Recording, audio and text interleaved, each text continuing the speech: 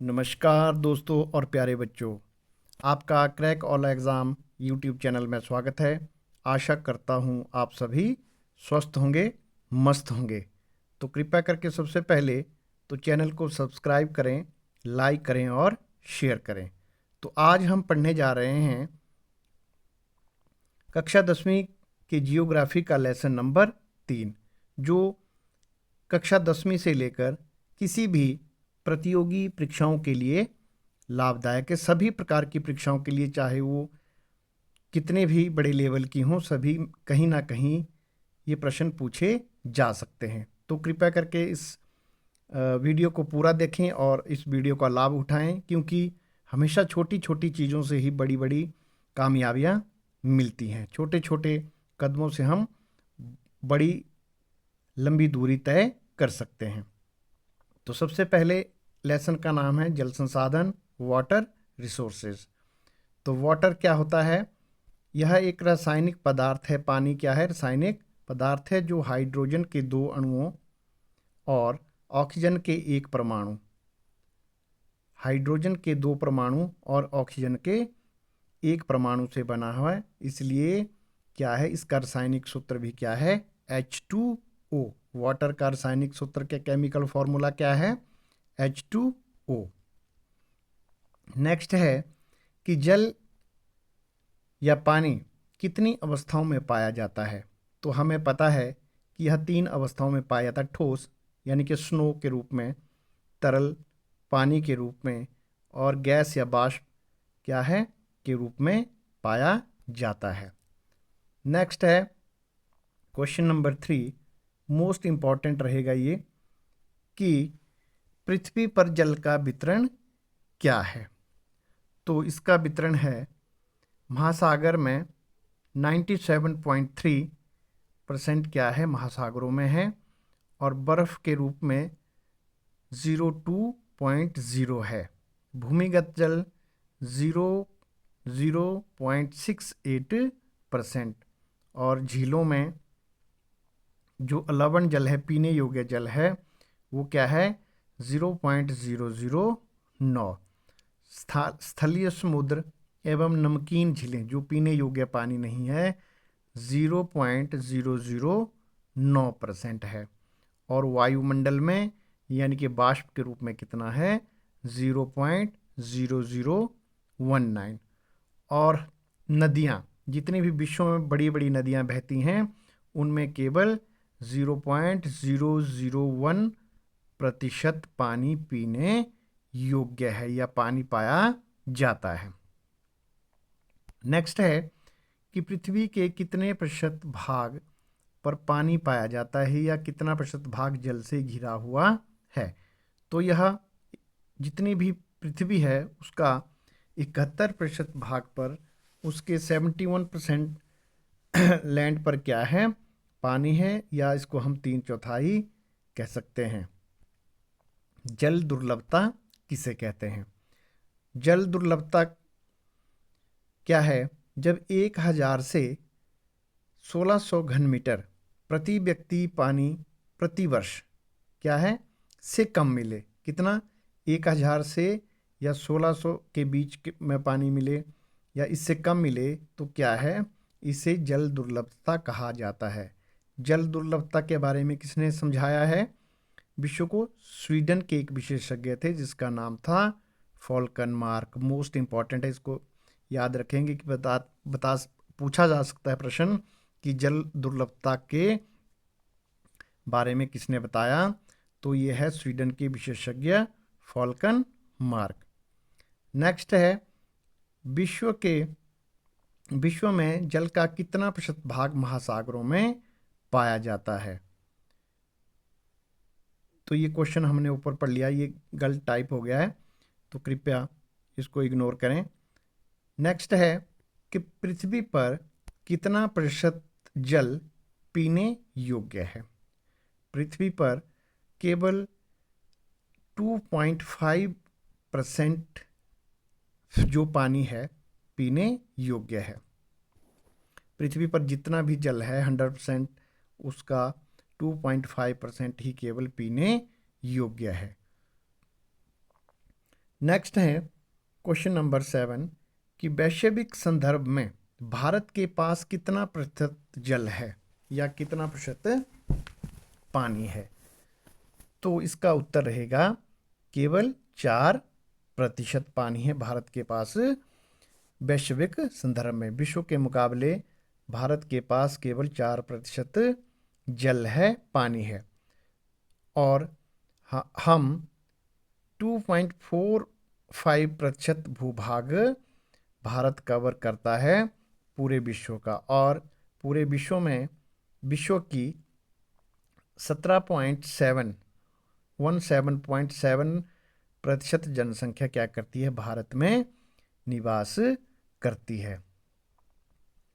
Next है question number 8, Bharat में प्रति व्यक्ति प्रति वर्ष जल उपलब्धता के संदर्भ में विश्व में किस स्थान पर है, यानी कि भारत की रैंकिंग क्या है। तो भारत की रैंकिंग है 133वां स्थान है भारत का प्रतिवर्ष जल उपलब्धता के संदर्भ में। इसको मोस्ट इंपॉर्टेंट मार्क करेंगे।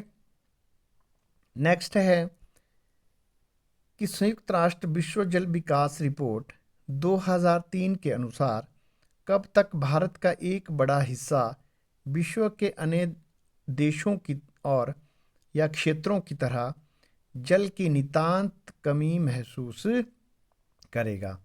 तो जो संयुक्त राष्ट्र विश्व जल विकास रिपोर्ट 2003 है उसमें कहा गया है कि भारत का एक बहुत बड़ा हिस्सा 2025 तक क्या है, सूखे की चपेट में आ सकता है।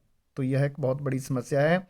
तो इसीलिए हमें जो है जल संसाधन को बचाए रखने के लिए क्या करने पड़ेंगे, प्रयास करने होंगे। नेक्स्ट है क्वेश्चन नंबर 10 कि प्राचीन काल में उत्कृष्ट सिंचाई तंत्र के प्रमाण कहाँ कहाँ से मिले हैं। तो पुराने समय में प्राचीन काल में भी सिंचाई तंत्र भारत में मौजूद था, जिसके प्रमाण हमें कलिंग से मिले हैं। कलिंग कहाँ है, उड़ीसा का क्या है पुराना नाम है। दूसरा बैनूर कर्नाटक से भी हमें उत्कृष्ट या अच्छा सिंचाई तंत्र का प्रमाण मिला है। नागार्जुन कोंडा आंध्र प्रदेश से भी क्या मिले हैं, सिंचाई तंत्र के प्रमाण मिले हैं। नेक्स्ट है क्वेश्चन नंबर 11 कि दिल्ली सिरी फोर्ट क्षेत्र में, कहाँ पर, दिल्ली सिरी फोर्ट क्षेत्र में हौज खास का निर्माण किसने करवाया था। मोस्ट इंपॉर्टेंट है, हौज खास का निर्माण कराया था इल्तुतमिश ने। किसने, इल्तुतमिश ने हौज खास का निर्माण दिल्ली सिरी फोर्ट क्षेत्र में करवाया था। नेक्स्ट है क्वेश्चन नंबर 12 कि सतलुज ब्यास बेसिन की बहुउद्देशीय परियोजना का नाम क्या है। और सतलुज ब्यास बेसिन में जो बहुउद्देशीय परियोजना है उसका नाम है भाखड़ा नंगल। क्या नाम है, भाखड़ा नंगल परियोजना। नेक्स्ट है क्वेश्चन नंबर 13 कि प्राचीन भारत में जल संग्रहण के तरीके क्या क्या थे। इसमें से 2-3 तरीके बहुत ही उपयोगी थे, जिसे कुल या कुल्ह का नाम से हम जानते हैं, अथवा गुल के नाम से भी कहीं कहीं जाना जाता था। दूसरा है खादीन, तीसरा जोहड़। तो जल संग्रहण के तरीके प्राचीन काल में क्या थे, कुल अथवा गुल, खादीन और जोहड़। नेक्स्ट है क्वेश्चन नंबर 14 कि प्राचीन काल में राजस्थान में पीने का जल एकत्रित करने का आम तरीका क्या था। तो प्राचीन काल में कृत्रिम कुएं क्या थे, कृत्रिम कुएं बनाए जाते थे और उसमें वर्षा का जल संग्रहण करके उसको क्या किया जाता था, पीने के जल को एकत्रित किया जाता था। नेक्स्ट है क्वेश्चन नंबर 15 कि किस राज्य में छत वर्षा जल संग्रहण के लिए बड़े बड़े भूमिगत टैंक अथवा टांका बनाए जाते थे। तो कहाँ बनाए जाते थे, राजस्थान में।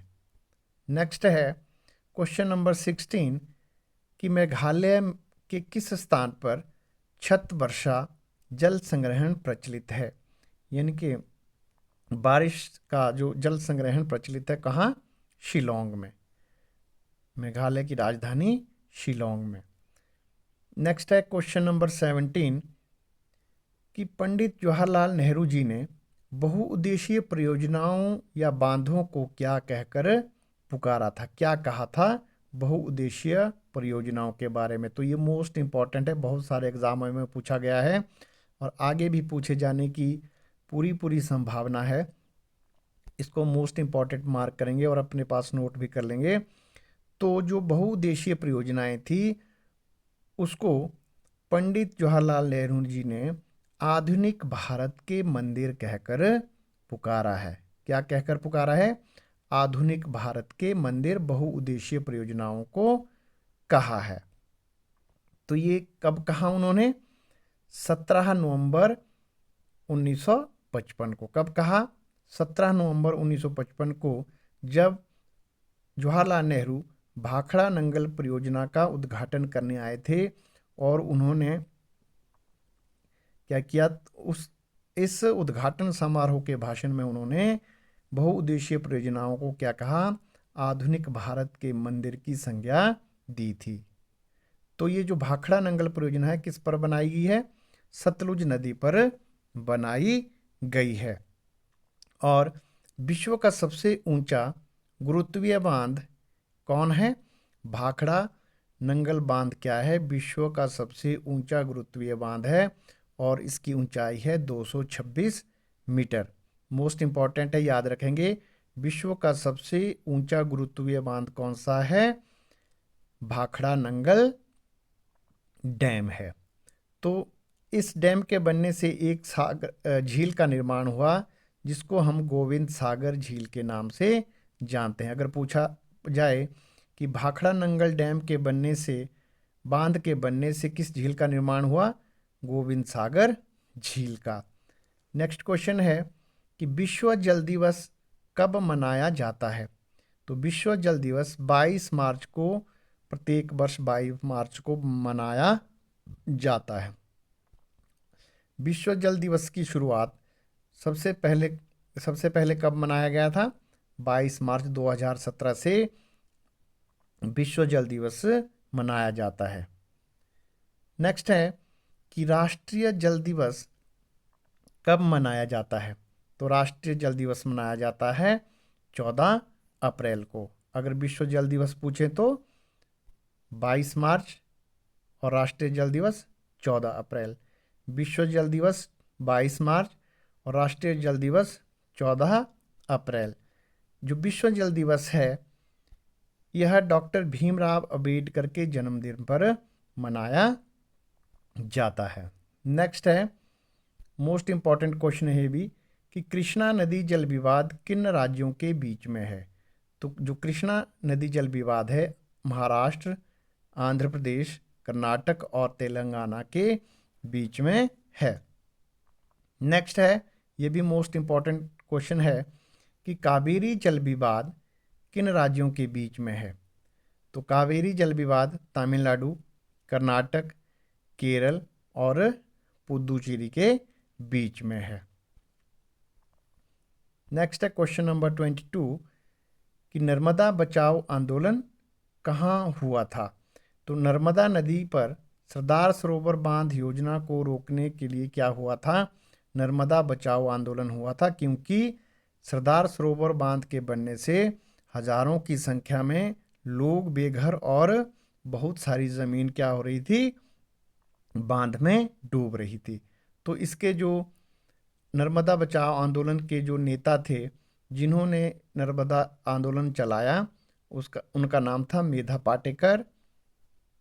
इसको मेधा करेंगे, क्या था? मेधा पाटेकर और बाबा आमटे। नेक्स्ट क्वेश्चन है कि भारत या एशिया का सबसे ऊंचा बांध कौन सा है? भारत का पूछ ले चाहे एशिया का सबसे ऊंचा बांध पूछ लें तो कौन सा बांध है? टिहरी बांध है, जिसकी ऊंचाई है 261 मीटर। भारत और एशिया का सबसे ऊंचा बांध कौन है? टिहरी बांध। भारत का सबसे ऊंचा बांध टिहरी बांध, और एशिया का सबसे ऊंचा बांध भी कौन है? टिहरी बांध है। 261 मीटर ऊंचाई है। कहाँ है टिहरी बांध? उत्तराखंड में है। और दूसरा सबसे ऊंचा बांध कौन सा है? भाखड़ा नंगल बांध, 226 मीटर ऊंचा। नेक्स्ट है कि पौंग बांध परियोजना किस नदी पर बनाई गई है? तो पौंग बांध परियोजना ब्यास नदी पर बनाई गई है। नेक्स्ट है क्वेश्चन नंबर 25 कि इंदिरा गांधी नहर किस नदी पर बनाई गई है? तो ब्यास सतलुज के संगम हरिके बांध से, जो कि पंजाब में स्थित है, वहां से क्या है? इंदिरा गांधी नहर बनाई गई है, जो कि राजस्थान की क्या है?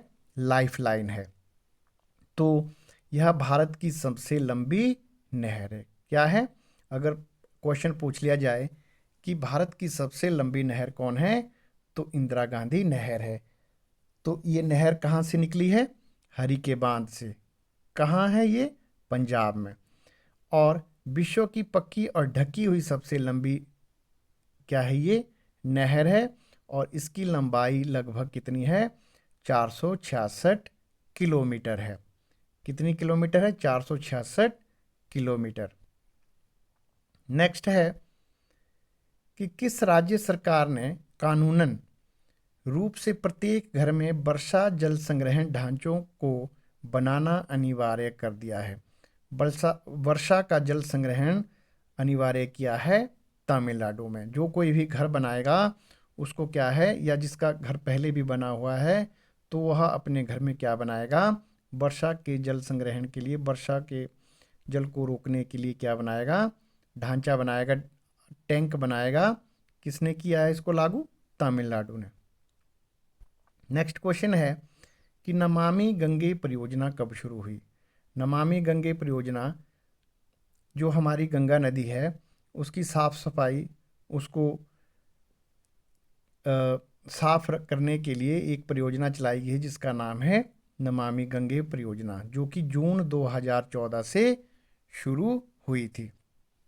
और इसको पहले 1 जनवरी 1986 में, इससे पहले क्या था? 1 जनवरी 1986 में गंगा एक्शन प्लान चलाया गया था, जो 2000 ईस्वी में समाप्त कर दिया गया था। नमामि गंगे परियोजना क्या है? गंगा नदी के साफ सफाई से जुड़ी हुई है।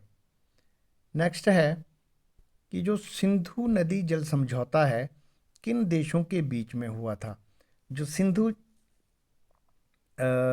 नदी जल समझौता है वह भारत और पाकिस्तान के बीच में हुआ था। भारत पाक के बीच में यह समझौता हुआ था। कब?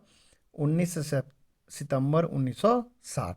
19 सितंबर 1960 को सिंधु नदी जल समझौता हुआ था भारत और पाकिस्तान के बीच में।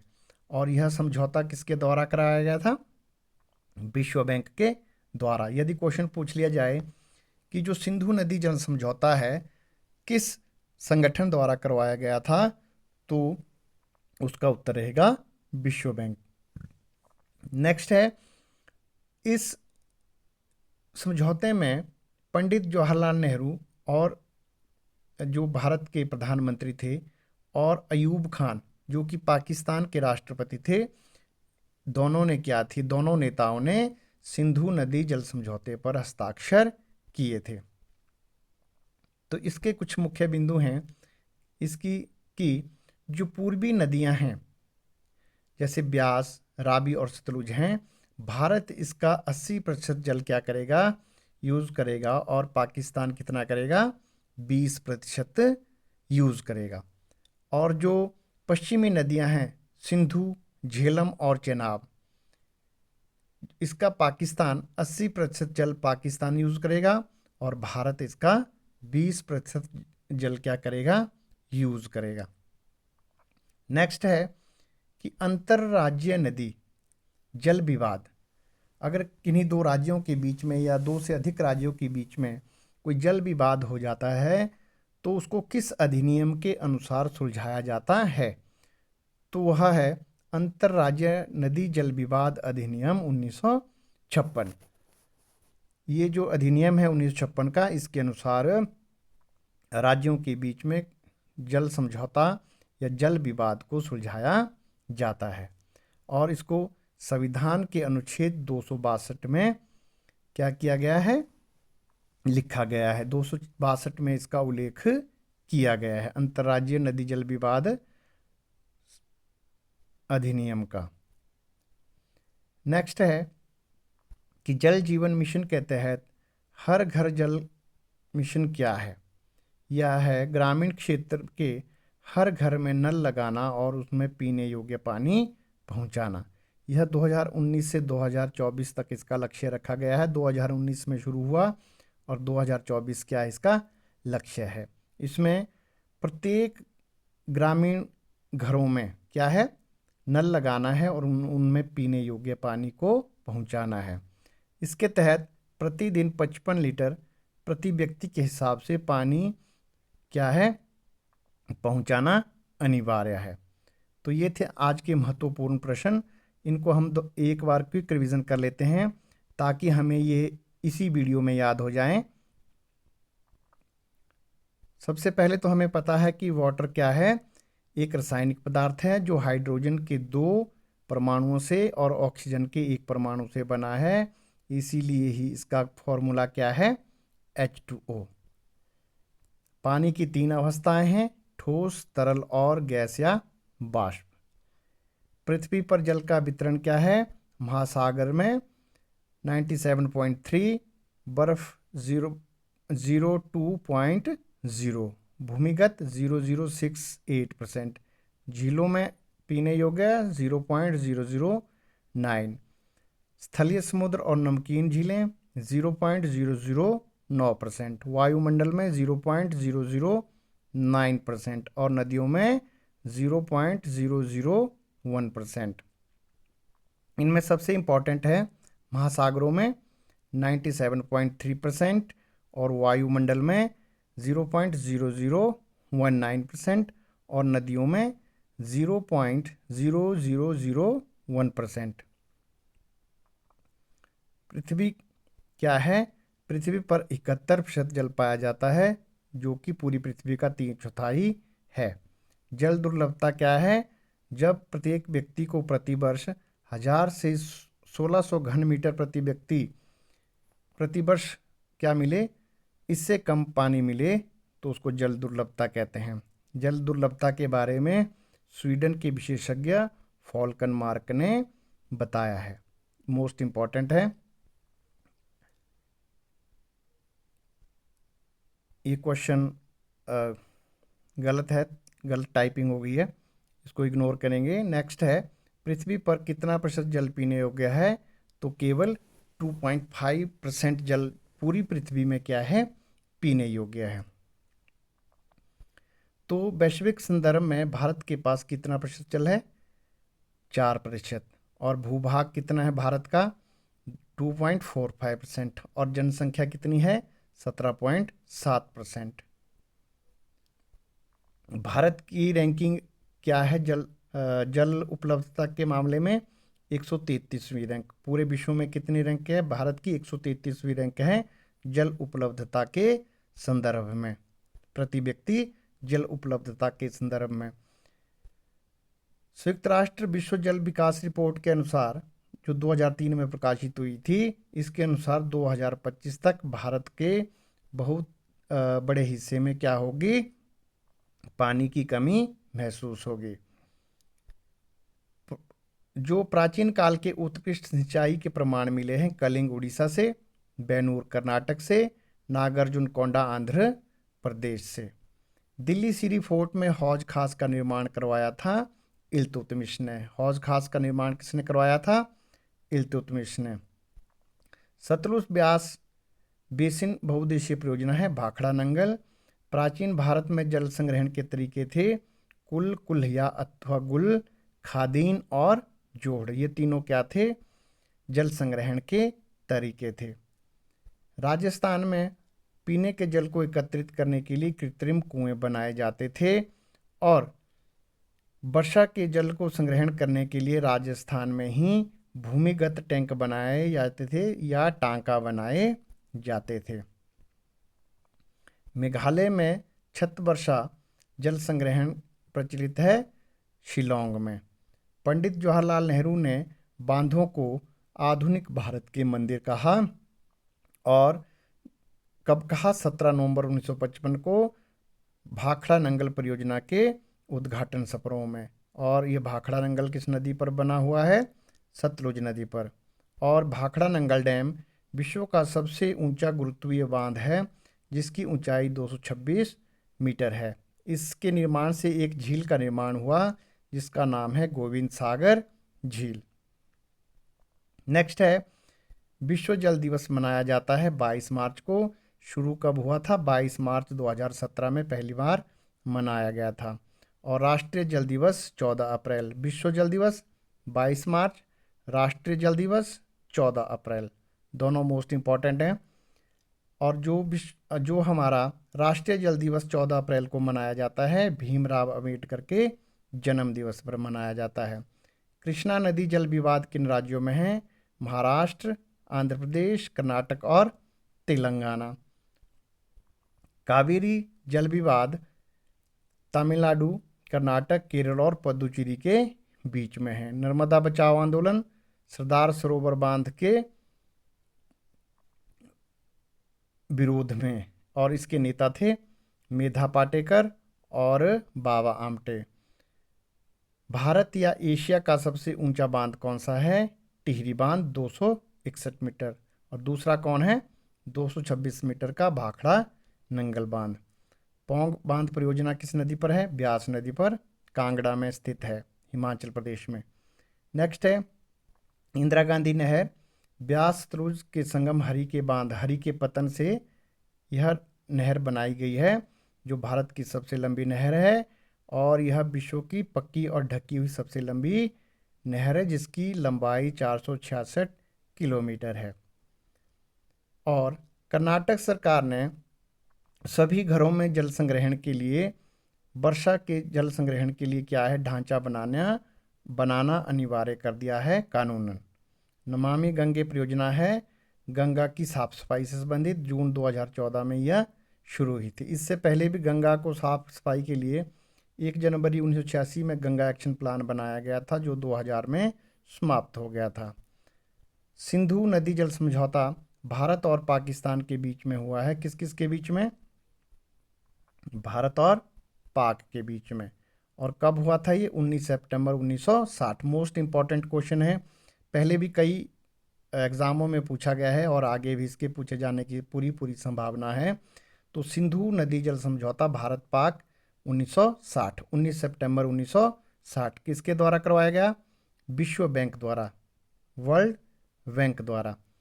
और इस समझौते पर हस्ताक्षर किसने किए? पंडित जवाहरलाल नेहरू और अयूब खान ने। इसमें क्या था? जो पूर्वी नदियां हैं ब्यास, रावी और सतलुज, इसका 80% भाग, इसका 80% पानी भारत यूज़ करेगा और 20% पाकिस्तान। और जो सिंधु, झेलम, चेनाब पश्चिमी नदियां हैं, इनका पानी 80% पानी इन तीनों नदियों का पाकिस्तान यूज़ करेगा और भारत 20% यूज़ करेगा। अंतर्राज्यीय नदी जल विवाद अधिनियम 1956 का है और संविधान में इसका उल्लेख कहाँ है? अंतर्राज्यीय नदी जल विवाद को सुलझाने के लिए अनुच्छेद 262 में। मोस्ट इंपॉर्टेंट है, याद रखेंगे अनुच्छेद 262। जल जीवन मिशन क्या है? हर घर जल, ग्रामीण क्षेत्र में हर घर में नल लगाना और जल पहुंचाना, पीने योग्य जल पहुंचाना।